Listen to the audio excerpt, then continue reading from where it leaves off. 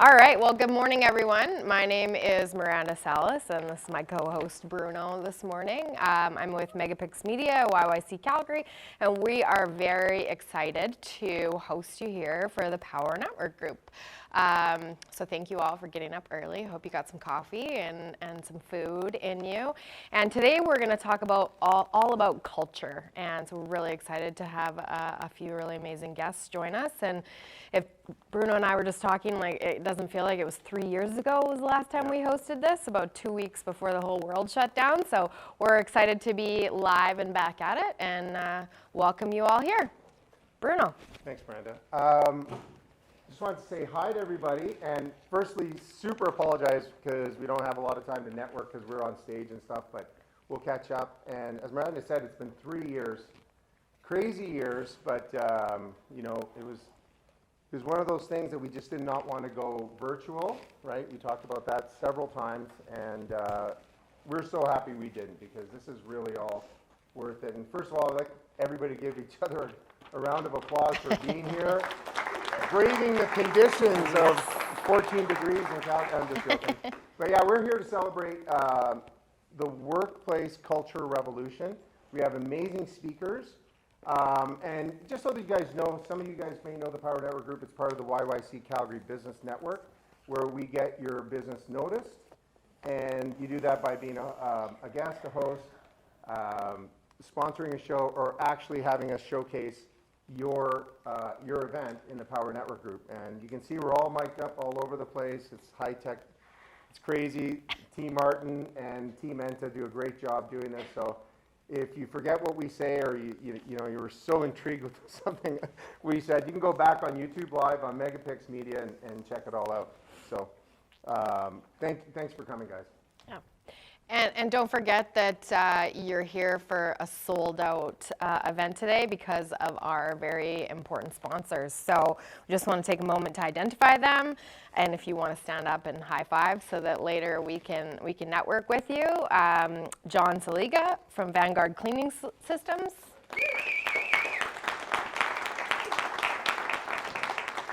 We have Adam and Katelyn from Enta Solutions. By the way, none of this happens without their team. So big round of applause for their team, too. Unbelievable. A lot of them behind the scenes.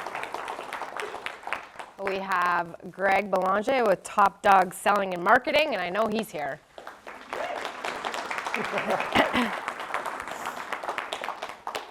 All right, we have our great lawyer, Lydia Litwin, and she's the most amazing lawyer I've had, to be honest with you. And she's with Litwin. Lydia Litwin Professional Group.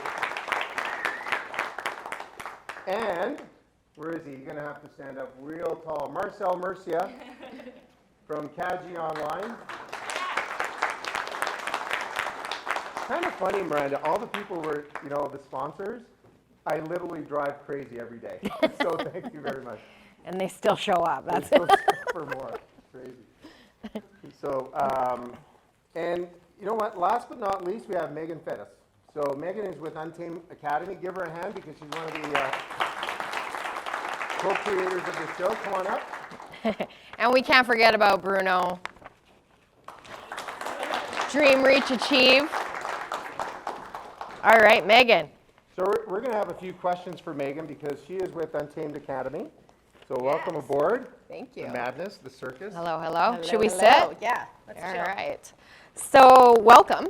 And I think we're going to start off by just having you tell us a little bit about Untamed Academy. Yeah, Untamed Academy is a platform that speakers come to elevate their influence. They get more visible, they get on more stages, and they actually get consistent results every single time that they speak. Awesome. So what makes an influential speaker? There's 3 things. The first one is creating connection. Usually that's through story, and being able to bring people into that space of vulnerability and connection through the journey of your own story. The second piece is your content, but not just like broad content, you want to go really deep. And then the third is how you deliver. Because we all know that communication, there's multiple things that we take in when we're communicating with people. Words are only 7% of that. So we want to make sure that our body language, our tone is all in alignment with what it is that we're speaking so that the audience is leaning in even more. It's pretty funny because Italians, it's 1%, you know? The rest is, Yes. you know what I mean? So, no, it's really good. I think if anybody out there, even watching us on YouTube Live, are even interested and even, you know, in the closet kind of thinking about, hey, I want to be a keynote speaker, we have another question for you, but how do they get in touch with you before we forget? Yeah, the easiest way is through my email, actually, or my website, which is untamed-academy.com. So you got, the speakers here today are all part of your academy? Yes. So maybe walk us through a couple of, I know Miranda's got one more question, but I'm more curious. This guy. No, but I mean. You're at 10% words right now. Like how did, like I didn't even know when Vincenzo was involved. So what's the journey? How do they get involved with you other than calling you up and everything? What does that journey look like when they enroll? Yeah, so I mean, it depends on the person. You select them as a candidate, you have to select them first. Yes, I absolutely do have to select them as a candidate. And then they have to be willing to be looking at the 3 different elements that I cover within my program, which is the structure of a talk, the delivery of a talk, and the marketing component. So we go through all 3 elements because each piece is absolutely essential to create success. You can't go on stage without the structure and expect consistent results, nor can you have a talk and not go on stage and think that you're going to be a speaker. Cool. Great. So you touched a little bit about storytelling and my background in marketing. I appreciate and understand how important that is. So how do you go about helping these speakers create their story in that journey? Yeah, story is so important, not just within speaking, but within the marketing piece and really showcasing the business brand, right? And when we can tune into where is that business's audience right now, then we can begin to look back at what was the story that cultivated or created the journey of building your business or the corporation. And then we go into, I have a 5-step story structure. So we begin to go into each step, digging in a little bit deeper so that people can really understand the journey, not just the successes and the fun parts, but the deep, dark challenges that as human beings we all go through. Human beings that we connect to more is, wow, that person struggled, they moved through challenge, they also have the resilience and the capacity to move through that. And it's those things that when they can see that journey, that people are wanting to learn more. One of my favorite things is the more personal you make your story, the more universal it actually becomes. Wow. That's awesome. Well, we're not going to interfere with, oh, go ahead, somebody was clapping, let's go. Never get in the way of a good applause. But, so Miranda and I are going to leave the stage and leave it to you, Megan, so that you can showcase 3 of your influential speakers. And I'm sure they're going to be great. I've had the opportunity to know a couple of them and to know Dr. Laura a little bit, so it's going to be great. So thank you very much, and Yeah. we'll leave it up to you. Sweet. All right. Sounds great. All right, let me grab the bio.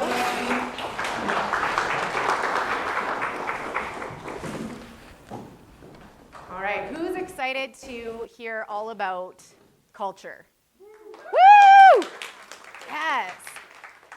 This is one of my favorite topics because when I first started studying and going to business school, this was one of the first things that we learned about was the importance of having a strong culture in business so that you could actually build the business in alignment, knowing how to make decisions, how to create policies, all of that. And it actually created a more simplistic process of building a business. So our first speaker that we have today is Katelyn Bullock from Enta Solutions. She is a dynamic professional engineer turned corporate culture expert, author, and sought-after keynote speaker. She quickly rose through the ranks to become quality manager of a large construction company's Eastern Division within 5 years.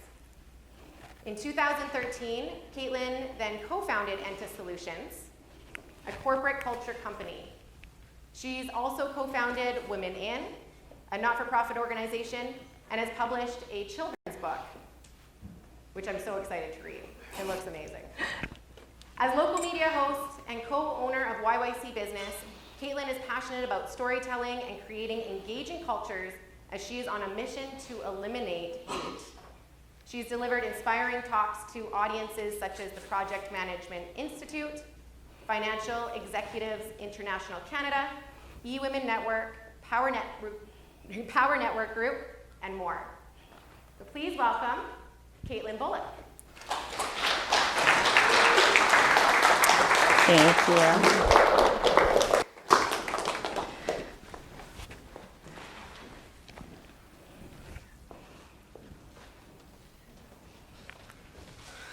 Thanks, Inez.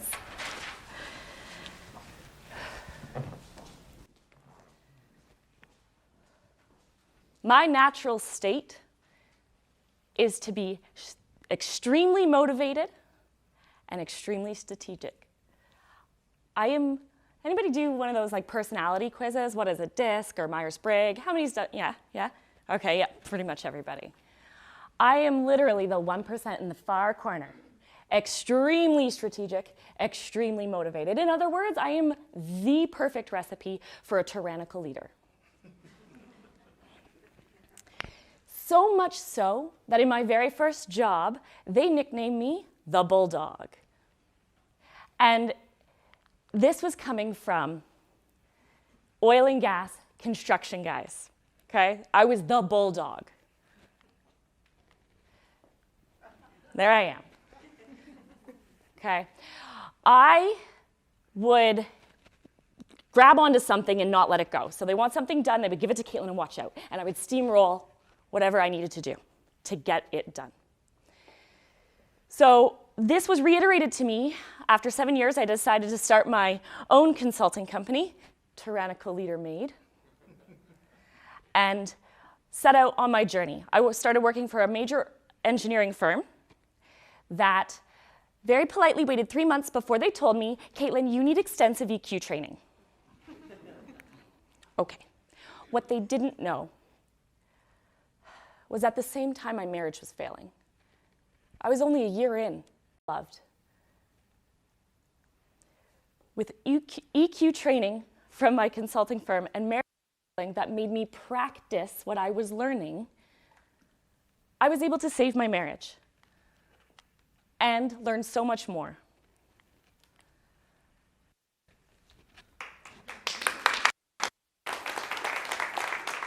I am happy to say that we are celebrating 10 years. Woo! That is no small feat these days. We're celebrating 10 years. We're going to Italy next week to celebrate. Because I was able to take this epiphany and apply it not only to my personal life, but to my career, I saw immeasurable success out of it.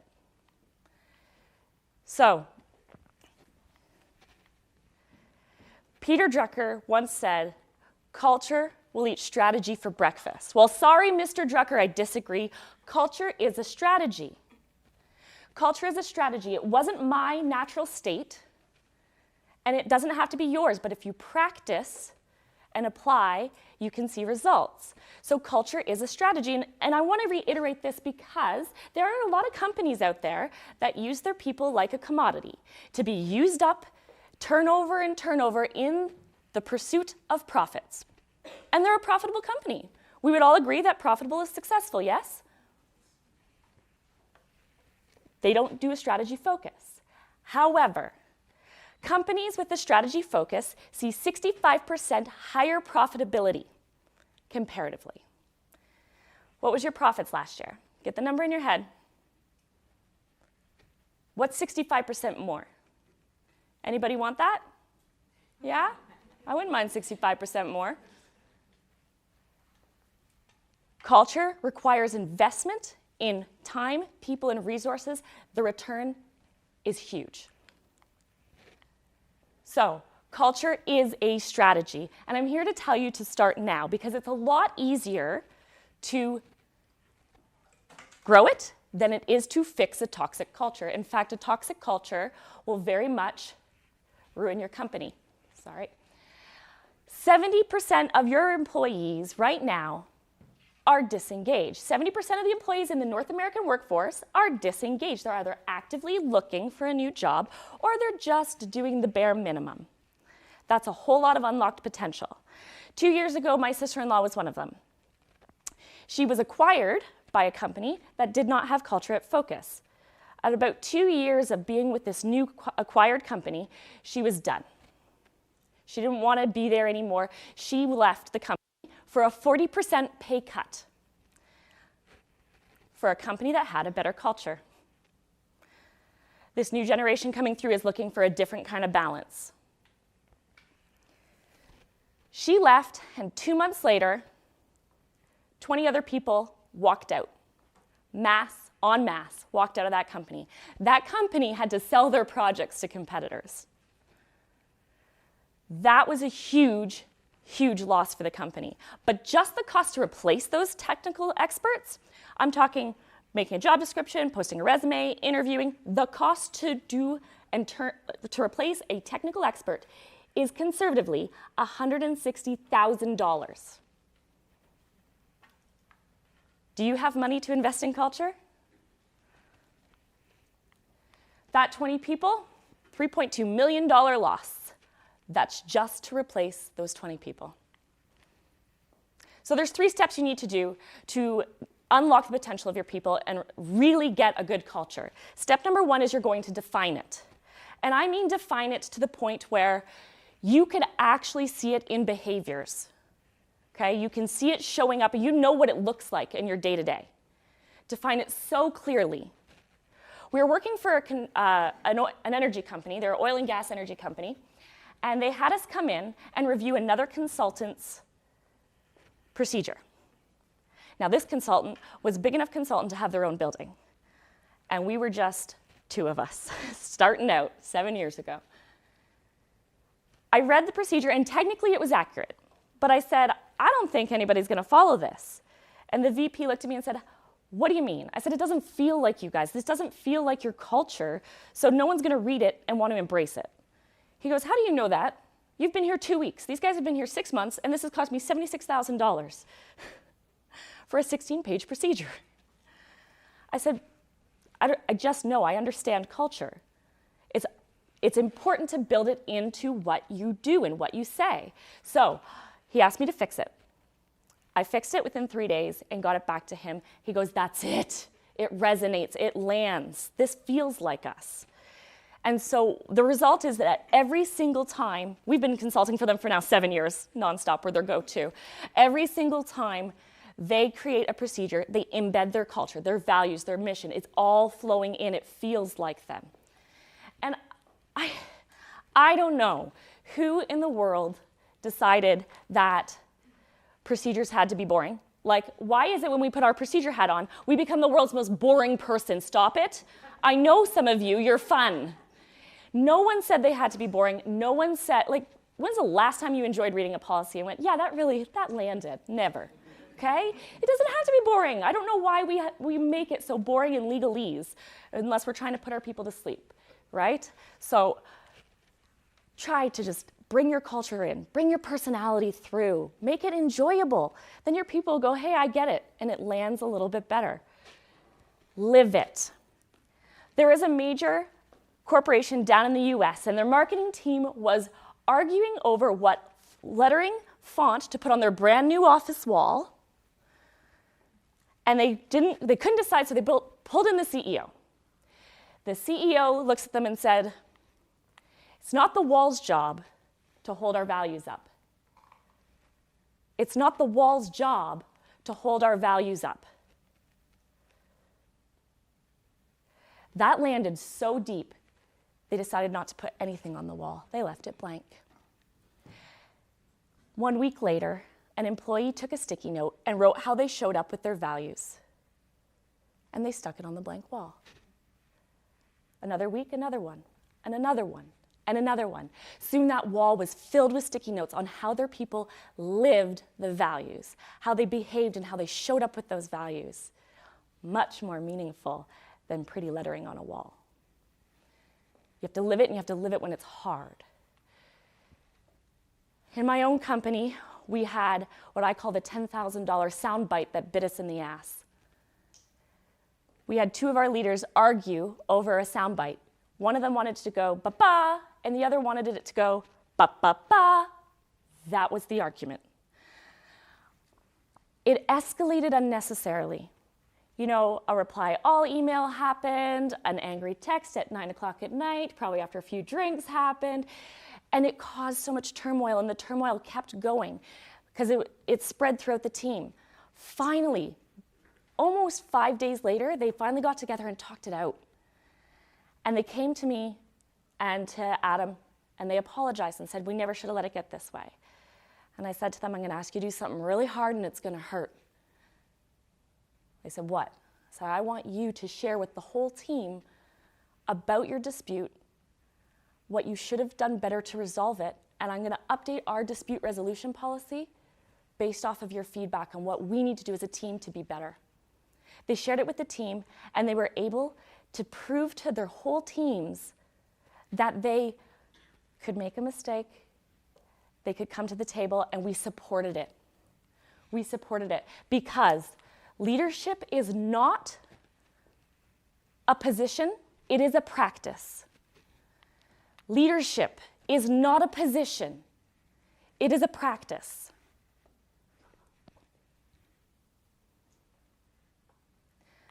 The last thing you want to do is you want to grow it.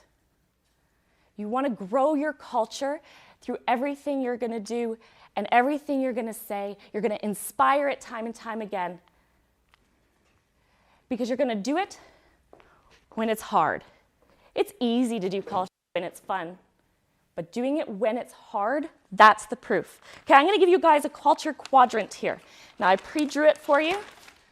You can see my beautiful art.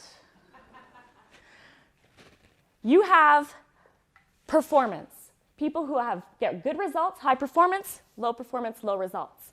Across here, do they align with your values or don't they? In the top quadrant, this is easy.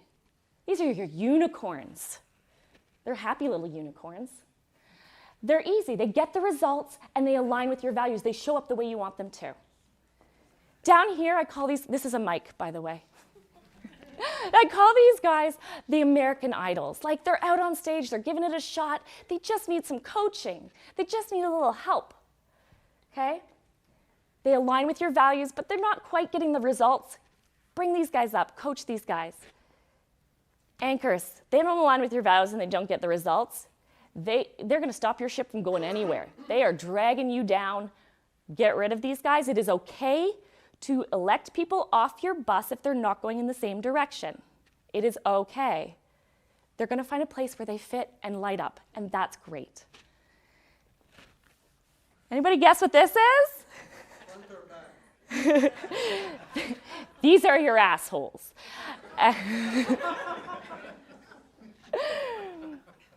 High performance, they get results, but they do not align with your values, and these guys are toxic. They will destroy your culture so fast. And if you as a leader do not either help them align or get them out, they are going to kill all your unicorns. They absolutely will. We worked with a big engineering firm that did a lot of project management services, and there was a project manager that railroaded his team, but he always got budget and schedule on point. Client loved him. The company's #1 value is we put people first. He got promoted, okay? He got promoted, 5 people left. $800,000 of money walked out the door in turnaround. Just turnaround. That $800,000 didn't go on his performance review. No, his projects were on budget. They destroyed the culture. So, in summary, you have a culture already, whether you defined it or not, whether you're living it or not, it's there. The question is, do you want to take control of your culture? Do you want to take control and unlock that 65% additional increased profits through productivity, through reduced turnover, through innovation? Culture is a strategy. Start now. Thank you.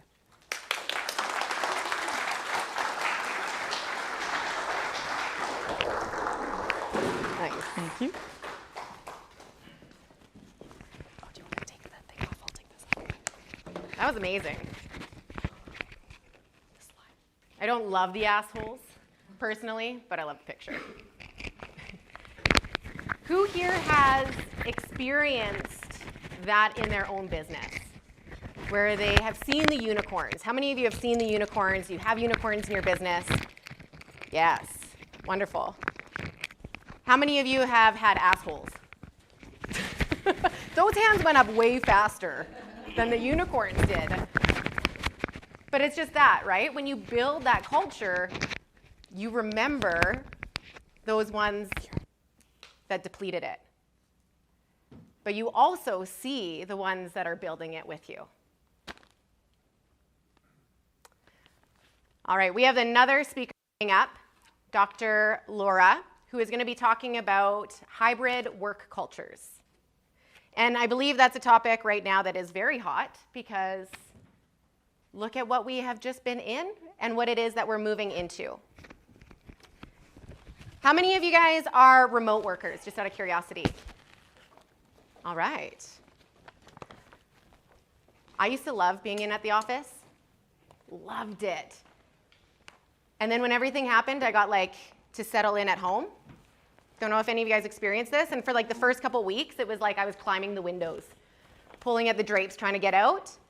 And then it settled in, and it was like, oh, this is actually quite nice. And it created a different dynamic. So Dr. Laura is an expert in hybrid work cultures. She is an organizational psychologist, keynote speaker, business leader, author, and podcast host. She's an expert in workplace psychology and career development in Canada with over 2 decades worth of experience. Dr. Laura is a thought leader on the evolution of work and understands the intersections of business and people. Dr. Laura's areas of expertise include leadership, team, culture development, remote and hybrid work success, and developing resiliency through turbulent times.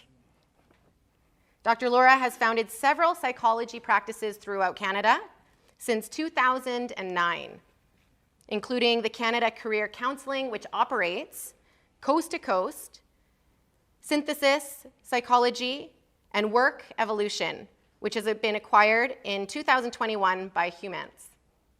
She runs a podcast where work meets life, where she interviews global experts on a variety of topics and thriving organizations, work-life wellness, and career fulfillment. So help me, everybody, to welcome Dr. Laura. Thank you. You're welcome. Good morning, everyone. It is so great to be here face-to-face with you all. I'm a huge fan of hybrid and remote, but boy, oh boy, nothing replaces being together again. So, hybrid work is not a new concept. In fact, the term hybrid first came about during the pandemic. But for years, I've been immersed in the topic of working apart from one another. We called it different things than hybrid. We called it distributed work, virtual work, agile work, flex work. We didn't call it hybrid. But I've been immersed in this whole area and working in these ways for my entire career, almost 25 years.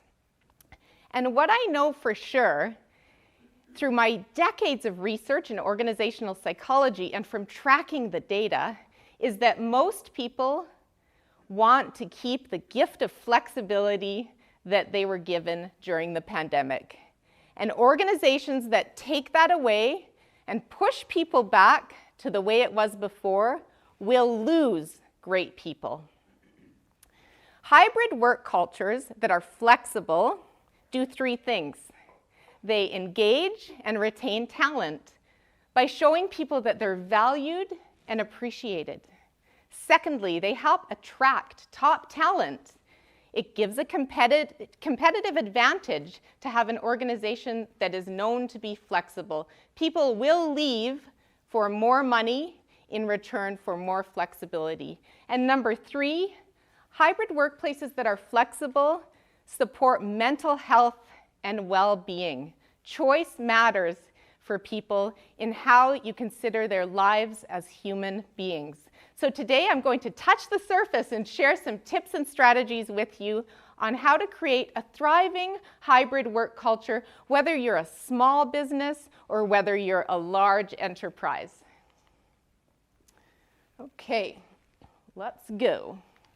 Let's go. Okay, so I'm going to talk about how being a future of work thought leader and visionary led me to where I am today.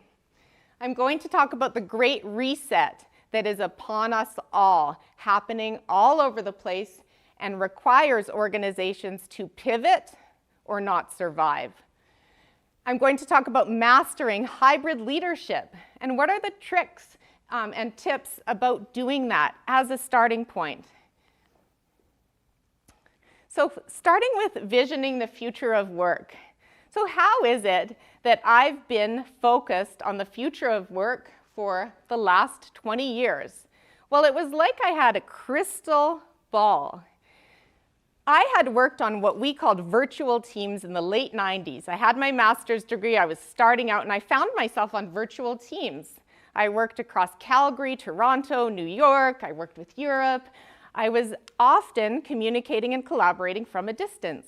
And I realized there's crappy ways to do this, and there's great ways to do this. There's ways that totally demotivate me from my leader, and there are ways that help me thrive when I'm working apart. And I teleworked early on. I always did a blend of home and office, and I thought, the world needs to head in this direction.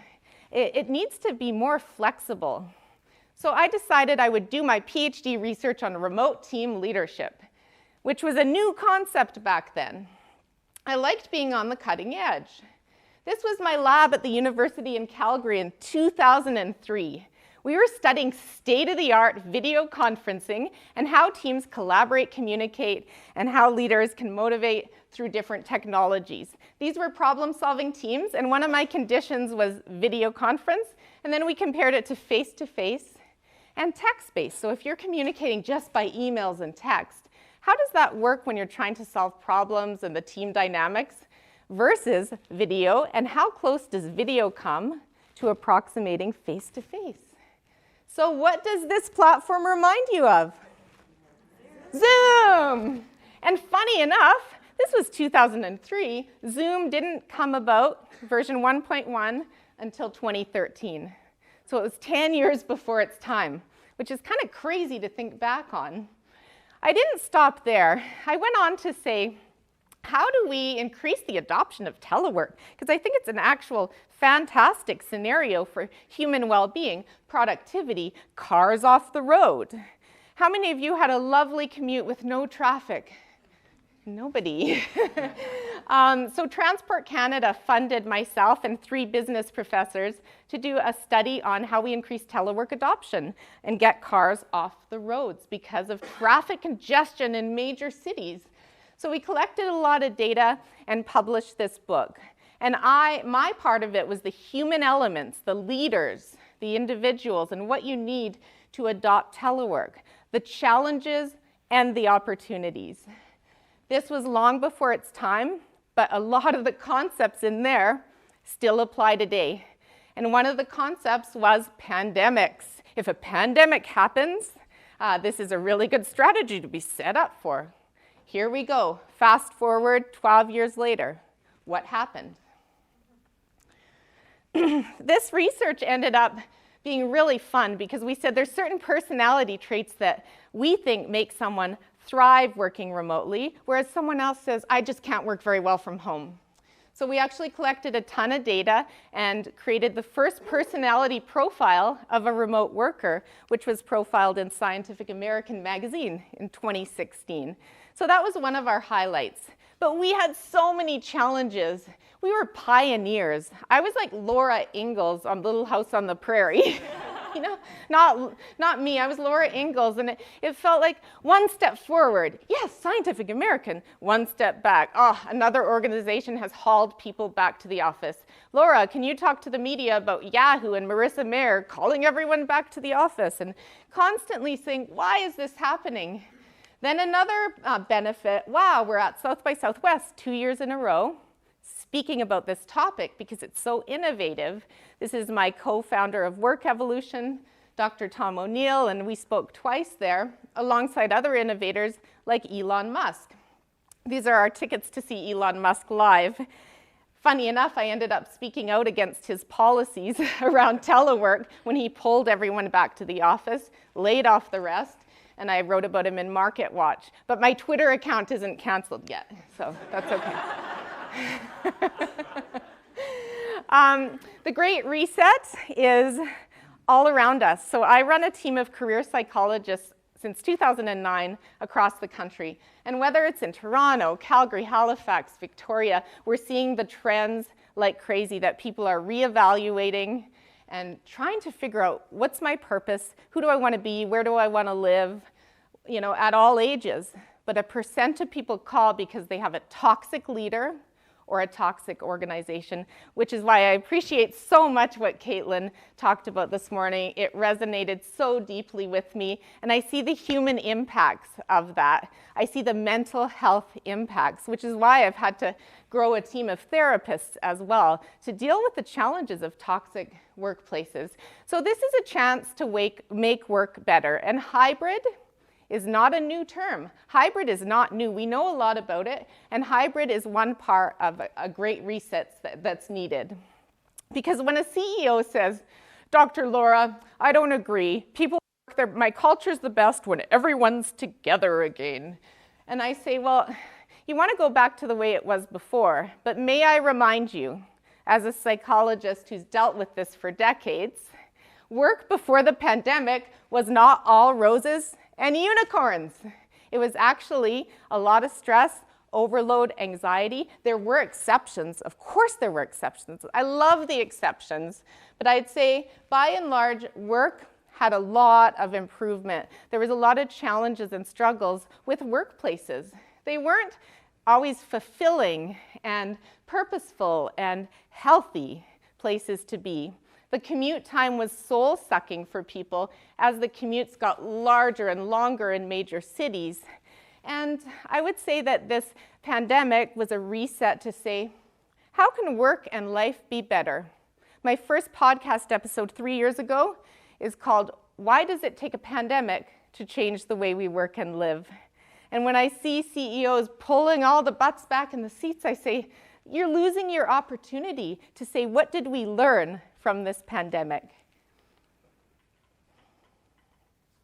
Okay, come on, let's go. Oh, yes, okay.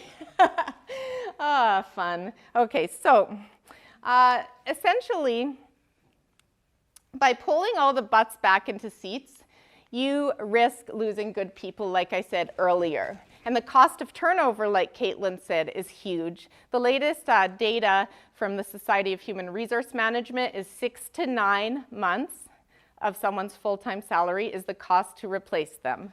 So what's happening is if you pull people back, you're going to get people that resist. And they're going to speak with their feet. They're going to dust off their resume. This is the latest data from Gallup, which said 54% of people said they would leave if the gift of flexibility, remote work was taken away. 54%. They may not leave tomorrow, but they'll be looking for jobs. They'll have the intention of turnover, we call it. And I see this happening all over the place, and I see it with Canada Career Counseling's clients saying this, you know, complaining about being pulled back and it's not making any sense, and why do I have to be in there 5 days a week when I come into the office and I'm in a Zoom cage anyways, which is why it's super important to have intentional days in the office. Because there's different ways of working here, and hybrid work, remote, and in-office depend on the human being. It depends on you and how you're wired with your personality. It also depends on your home office, your commute distance, your family situation, the job, the nature of the job, the nature of your team. So I say it's about me, but it's also about we. So I'm going to do a call out here for a show of hands. How many of you do your best work remotely and love working remote and would prefer being full-time remote, be happy as ever? Okay, so a handful. Okay. How many of you on the other extreme really missed the office when you couldn't go and love being full-time at the office, the routine, the structure, the human beings around you? Okay, another handful. Okay, how many of you prefer a blend? Some days in the office, some days at home, being able to work when and where you're most effective. And that's what I would expect. Most people, the majority from our research, well before the pandemic, that Scientific American research, etc., preferred hybrid. And we knew this going into the pandemic. We said, we know that most people prefer hybrid. Some people prefer remote, but that's the minority. And some people full-time in office, that's the minority as well. But knowing this, we need to adjust and adapt so it's not a one-size-fits-all. And a lot of leaders have what's called the proximity bias. They say, I'm over here. I'm an in-office lover, so you must be as well. They see the world through their own lens, and they don't see it through your lens. Problem. So essentially, come on. Let's go. I'm getting through this. We need leaders to master hybrid leadership. But like Katelyn said, we need to master leadership in general. And I would say that there has been lots of room to improve leadership before the pandemic and now, but mastering hybrid leadership is a key set of skills that leaders need, and they need to get on this ship because the future of work is now. And if they don't learn these skill sets, they're going to call everyone back to the office and lose good people. Okay. So there's a fundamental change in management philosophy needed. We need leaders to move away from command and control, which is leading by presenteeism. I have news for you. Presenteeism is not the same as performance. A butt in the seat does not correlate with productivity. The slackers will slack whether they're on the couch or the cubicle. Trust and flexibility, that's the style of leadership that's results-based. It's motivational, it's inspirational. I trust you, but I'm going to set clear goals, and I'm going to have expectations, and I care about what you produce, and I'm going to support you, but I'm going to hold you accountable. But wherever you get that done, that's not the crux of it. It's about the results that you achieve. So I want to avoid the boomerang effect, because hybrid work is not a new concept, but it does require a strategy. And the boomerang effect is where we give the gift of flexibility and then we pull it back from people. We call all the butts back into the seats, and then what message does that give people? It tells them we don't trust them. It tells them that they hadn't been working hard during the pandemic. And one of my worst pet peeves is, oh, are you going to work today? No, you should never ask someone that. You should say, are you working from the office today? Or where are you working from today? Okay? Work is a verb. It's not a noun. And until we change work to a verb, we are going to continue this struggle with where and when people work effectively. And hybrid work, if it's led poorly, it'll bring everyone back into the office. I can guarantee it. And if it's led well, it will bring the best of both worlds. Flexibility, time to focus, as well as time together for community, collaboration, and connection that we all need as human beings. Okay, and in wrapping up here, come on, let's go. I think I'm just going to wrap up here because my clicker is annoying me. But it's been a pleasure working with you all. We need a hybrid workplace. The case is clear. We must develop hybrid leaders. We must not leave it to chance. It requires development, support, training, and successful hybrid culture needs a strategy. If you leave it to chance and you don't give it love and attention and investment, you are going to fall flat and you're going to lose good people. And who wants to lose good people? I would love to connect with you. Dr. Laura, drlaura.live is my platform, and thank you for being here today. Thank you. I don't know.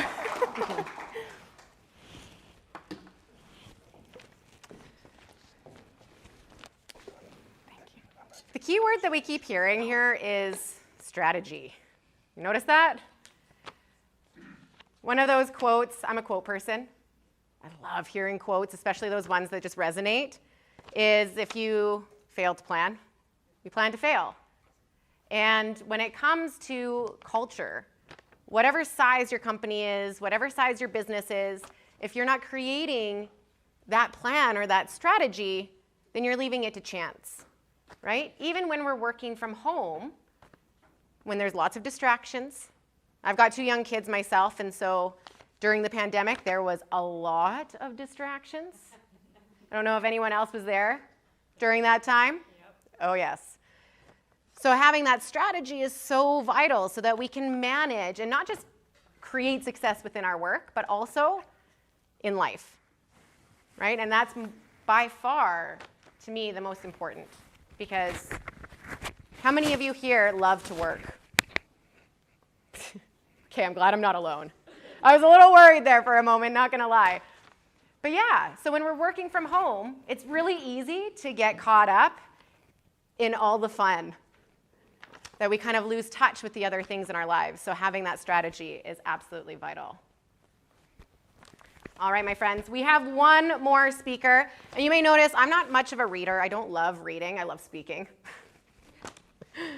Reading is not my strong suit, but these guys have such incredible bios that I need to read them and share them with you. So the next person coming up is Dr. Vincenzo, and he is going to be speaking all about wellness and mental health in the workplace. So Dr. Vincenzo Aliberti, PhD, is an author, keynote speaker, business strategist with 20 plus years of leadership, corporate strategy, organizational effectiveness experience across a variety of industries. He is an author of 6 books. Wow! Like, can I get a clap for that? I've been working on a book for the last 6 years. 6 books, with his most recent one around mental health and wellness, a tool for good life, being published last year. Dr. Aliberti typically gives talks on integrational trauma, social isolation, addictions and recovery, diversity, equity and inclusion, change, resilience, personal and corporate leadership, and mental health and well-being. He is the founder and CEO of the Peak Success Institute, a coaching leadership organization that changes, motivates, and inspires the world one individual at a time. You guys can help me welcome Dr. Vincenzo. Awesome. Thank you. You're welcome. All right, I'll sneak around you.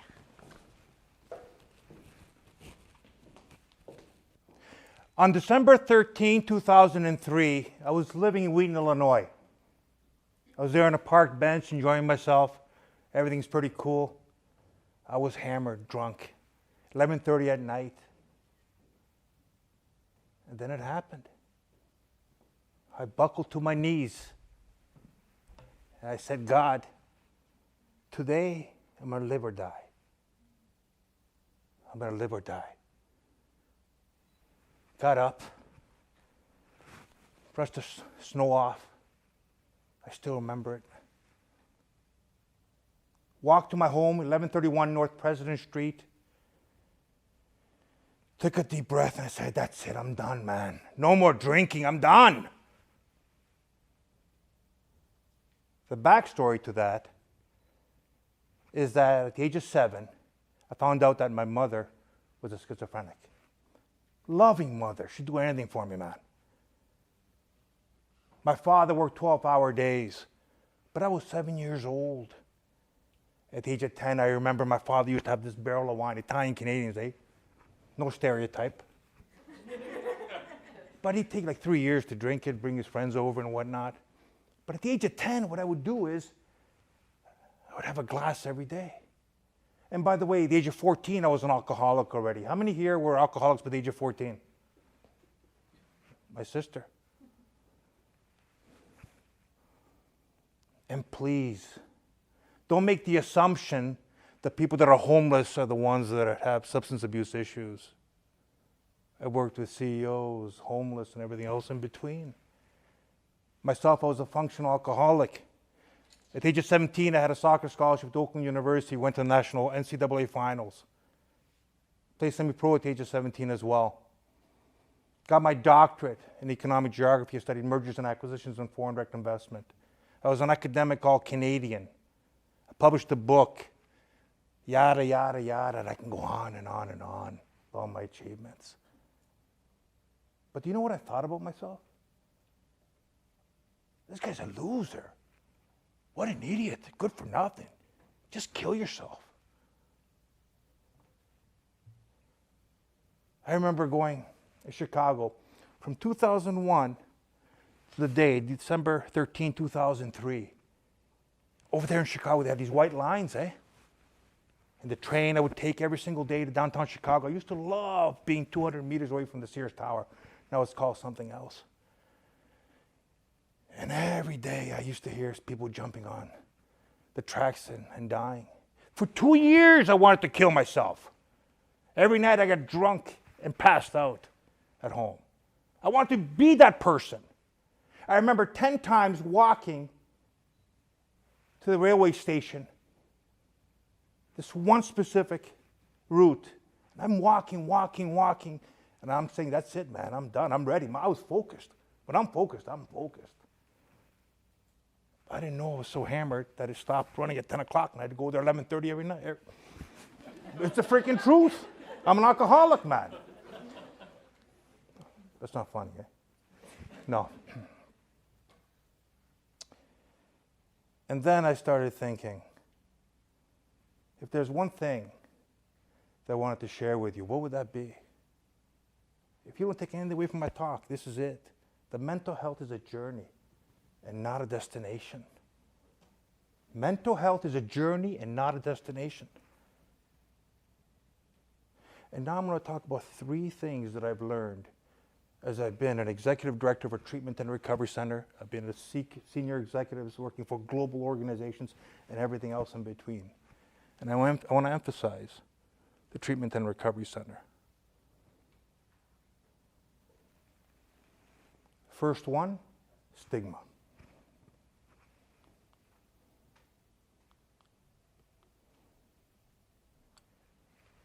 Point it up there. Yes. There we go. See, a lot of people don't know that much about stigma. That statistic, 88%, National Alliance of Health and Illness, 88% of people that have mental health concerns feel stigmatized. You go, but that's lower. Okay, that statistic's a year old. Knock it by half. That's really high. And I said, let's go across the pond. Mental Health Foundation in the UK, 90%. That's high. And what about this?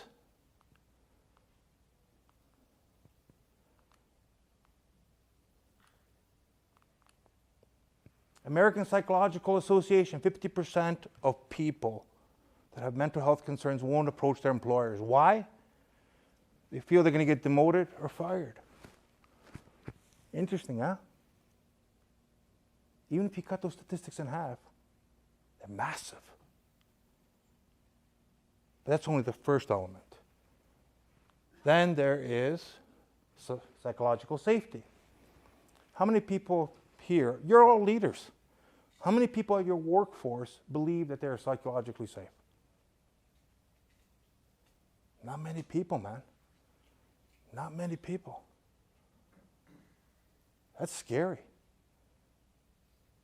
Now, Amy Edmondson, she's a doctor at Harvard, she published her dissertation on psychological safety. and she coined this definition: punished or humiliated for just bringing up ideas and questions. Imagine someone with mental health concerns asking those questions.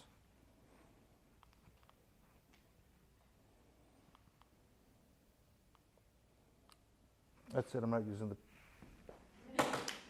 So essentially, with regards to psychological safety, you have low psychological safety, high psychological safety.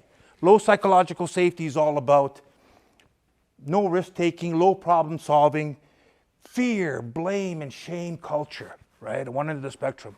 The other end of the spectrum, it's all about trust, collaboration, innovation, creativity. And of course, you have everything else in between, right? In the organizations, I'm not saying your organization, organizations that you know of, how much high psychological safety? Wow. Low psychological safety. Everything else in between? That's still not enough, man. Come on.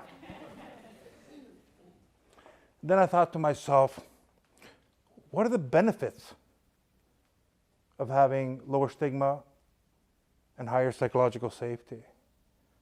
Well, the benefits are increased collaboration, increased productivity, increased effectiveness, corporate effectiveness, and ultimately lead to your bottom line, right? It's that simple. But then I said to myself, this is not good enough. This is not good enough, just having all these stats and everything. And because I worked in the mental health arena a great deal, especially as an executive director of a treatment and recovery center, it opened up the one in Red Deer. I said, okay, I have all this corporate experience and I have all this other experience and everything else in between. I said, what's missing? But before I tell you what's missing, let me share this with you. Has anyone heard of the Wheel of Life? Yes. Mm-hmm. Okay. So different dimensions, the spiritual dimension, career, money and finances, health, and so forth, right? I just finished writing another book, published it just on Monday. It's called Wellness, Timeless Wisdom for Modern Times on the Wheel of Life. It's the interconnectedness of everything, right? And what about the digital side of things? The iPhone, nutrition. I got my 10,000 steps, right? But the beautiful thing about it is that technology is also a wonderful thing. I spoke to a peer support or this specific organization that actually does online peer support grouping, which is phenomenal, right? What's interesting is, now that I mentioned a little bit about the Wheel of Life and the digital side of things, you could have EAP systems, you could have 1-800 numbers. That's good to a certain extent, but you need something more. So what's that third thing? You need someone that knows the landscape. They don't have to be a physician. That's what we do at the Peak Success Institute. We know the landscape. I remember when I was at the Red Deer Dream Center, my last day there, I was there just sitting in my car, just chilling out. And what happened was this guy gave me a call. I said, I just need 5 minutes to chill out. 5 minutes, that's it. I met this guy in a peer support group that I attend on a regular basis, and I sponsor people. The organization's anonymous, hint, hint.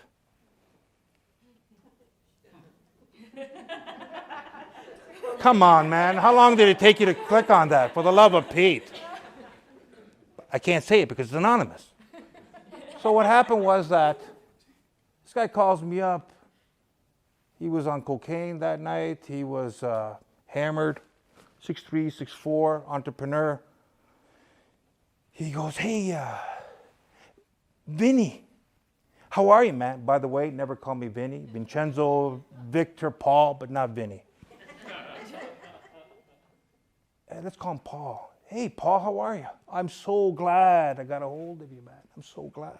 I go, why? What is it, man? How can I help you out? He goes, well, I want to say goodbye to you. Goodbye, what for? Well, I'm in the basement here, I got my noose, I'm going to kill myself. I see this all the time, eh? I speak to people, VPs, homeless, and everything else, more than most people, because I get myself in the roots. I go, hey, wait a second, you can't do that, I said to him. I go, why not? Don't you love your dog? He goes, yeah, I love my dog. You love your dog more than yourself, don't you? He goes, yeah, I do. Well, who's going to take care of your dog? I said to him. He goes, you're right. Who's going to take care of my dog? He goes, so well, how about this? I go, how about you find a place for your dog? In the meantime, I'll be your temporary sponsor. You okay with that? He goes, are you sure it won't be an inconvenience? And I'm like, are you kidding me, man? I'm saving your life.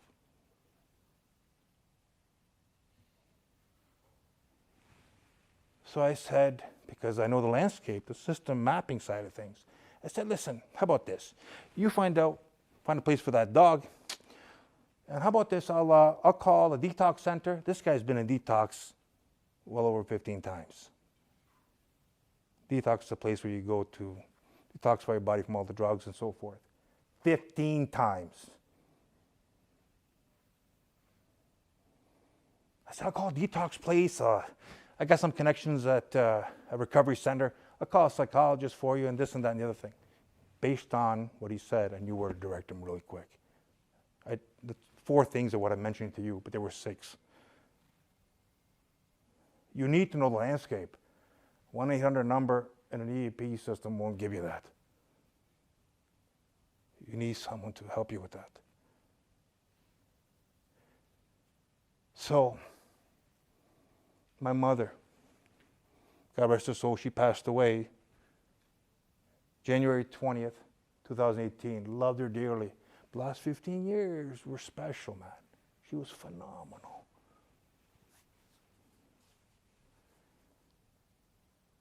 What about Paul?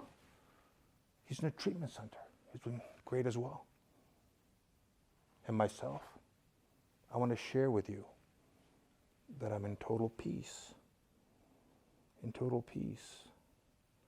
Where I'm making a difference in everyone's life, as well as my family. I invite you to take the action. Just move the needle a little bit to reduce the stigma around mental health, to increase the psychological safety within your organizations as leaders. And last, whether it's the Peak Success Institute, another organization, that's okay. Just get that connector, someone that knows the landscape. And above all, remember that mental health is a journey and not a destination. Thank you.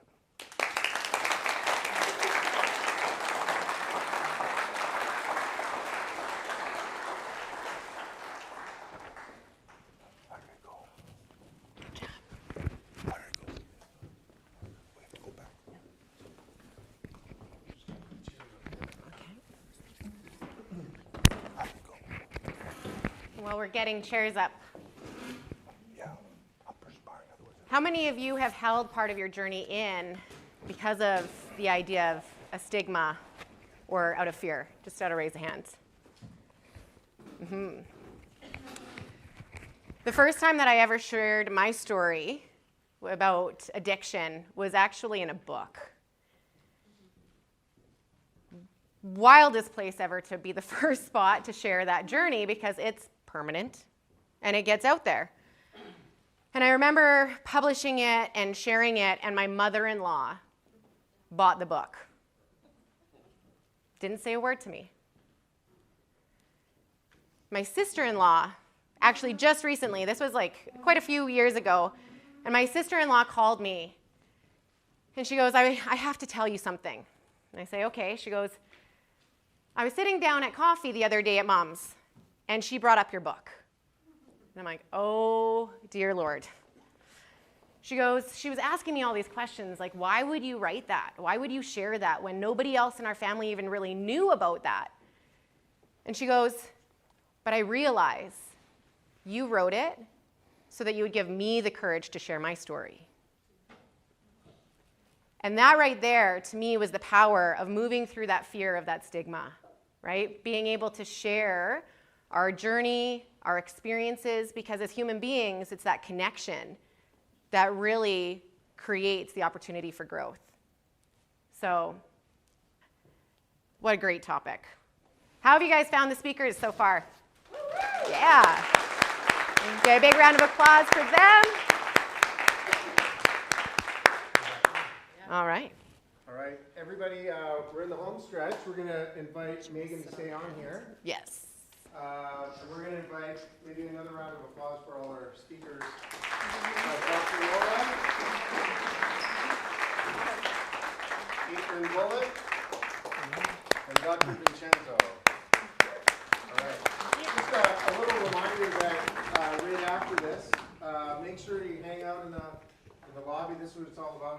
A little bit of networking. Pick up one of these pamphlets before I forget, because I saw them. Great job, Katelyn. Oh, thank you. There's a whole bunch of stuff in there. So, anyways, yeah, great job. Yeah, I'll echo that. Thank you so much for taking the time this morning to share your stories and inspire us all to be better leaders. So on that note, I wanted to just follow up with some questions that were burning from some people in the audience that we wanted to add.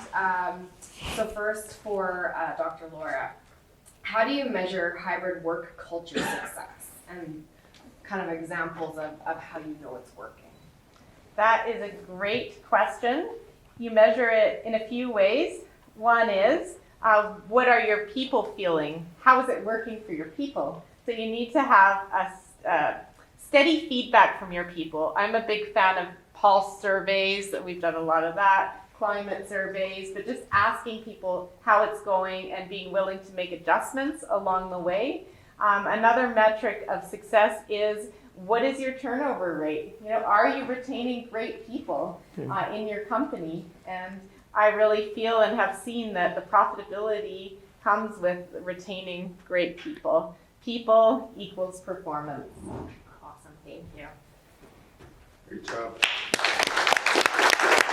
All right, I got one for Katelyn. And number one, how many and which nickname do you love the best? Bella. Bella? Okay, that's good. I like her rapper one. I call her K-Boo. So, yeah, so if anybody calls her K-Boo, she'll start doing the rap stuff. But what's the number one failure you see? And this is one of the questions that were thrown at us from the audience here.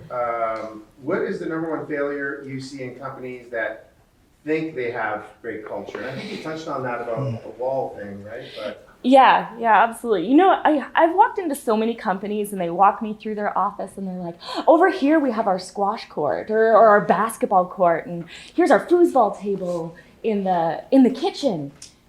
And like they're always empty and like nobody's using them. Those aren't what makes a good culture.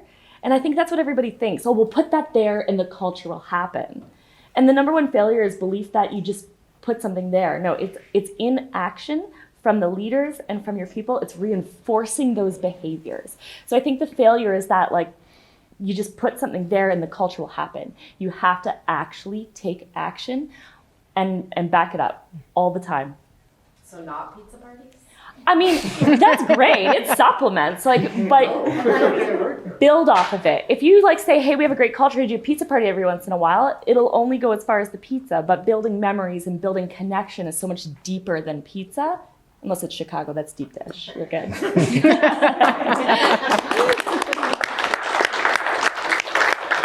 All right, Dr. Vance. We know you help create these wellness programs. So the question to you is, what is the one simple thing that employers can do to start building psychological safety right away? Building psychological safety. The very first thing that I realized in my alcoholism is I thought I knew everything when in fact I had blind spots. So the very first thing I would suggest to employers is to increase their awareness of what psychological safety is all about. May I add a couple more? Absolutely. Once you have that awareness, I think it's extremely important to develop a culture of communication and how frequently you plan on communicating. Then develop your programs. You may already have existing programs. You may want to add on to those programs accordingly. So that's that. But above all, you have to lead by example. As leaders, if you don't lead by example, forget about it. And I'm not talking about motivation. You have to inspire people. I'll tell you, I played soccer all my life. And people try to go, oh, we got to motivate our employees. Motivate nothing. You have to inspire them. Lead by example. Your leaders, inspire them. But awareness, making sure that you have the actual programs in place, and lead by example. Of course, that communication culture as well. Can I add one thing? Be on a hunt for toxic leaders and fearlessly address them. Yes. Yes.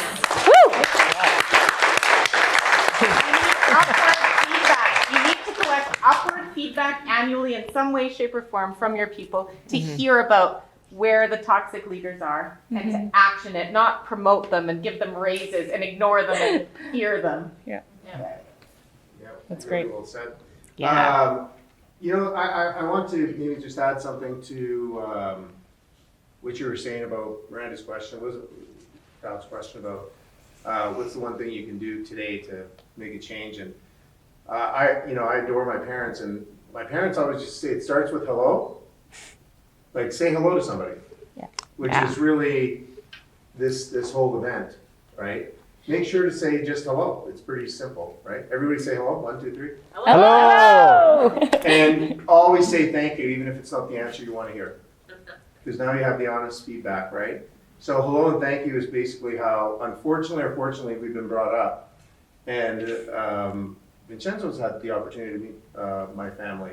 Yes. And they welcomed it, welcome. We were doing a presentation in Ottawa, and it was hello, thank you, hello, thank you, whatever. The other thing about culture, I just want to throw this out.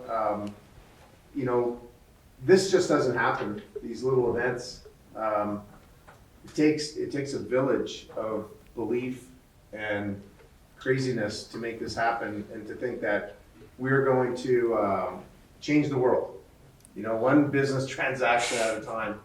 And I had a conversation with my great partner. Well, Greg's a great partner, and Al's not here. I want to thank my partners for putting up with my craziness. And we had a great meeting, if I can share that, with Adam and Katelyn, our great production partners, just as culture. And we said, if it's only us 5 or 6, sorry, I keep forgetting to count myself, in the room, I think we've won. So if we add one more person to our little community, we win plus.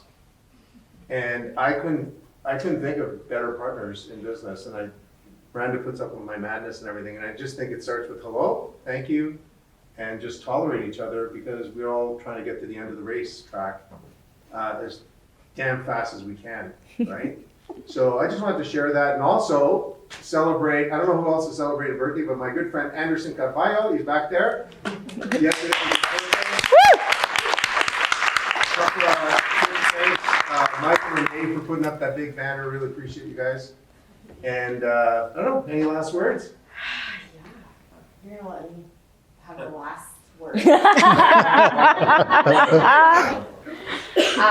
No, I just want to extend a big thank you to all of our speakers again today. And I think you guys can probably all see and hear within today how passionate they all are, and how integrated all 3 conversations have to be, right? We spoke about, from a culture standpoint, you can't have that without clear communication and clear safety to have that communication. And so I challenge everyone in this room to go back and think about little ways, like Dr. Vince said, on how you can make an impact and how you can make that change. And you'd be surprised at the feedback you get when you ask.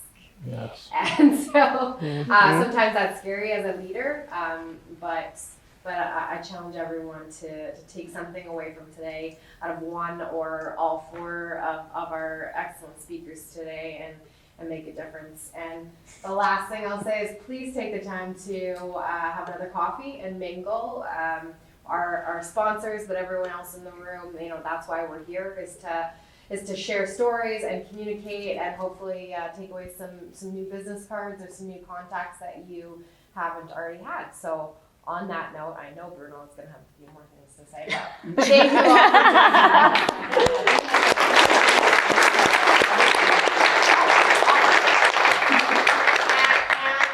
Dr. Laura has just reminded me that there will be a tip sheet coming out by Friday for all of you.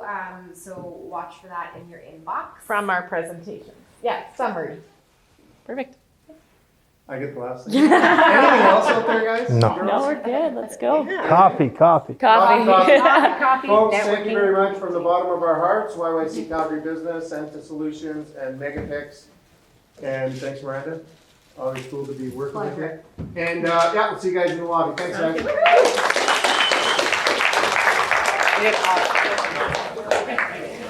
I started the freaking presentation and then I didn't work. I'm like, screw this. No, you were great. It was really good.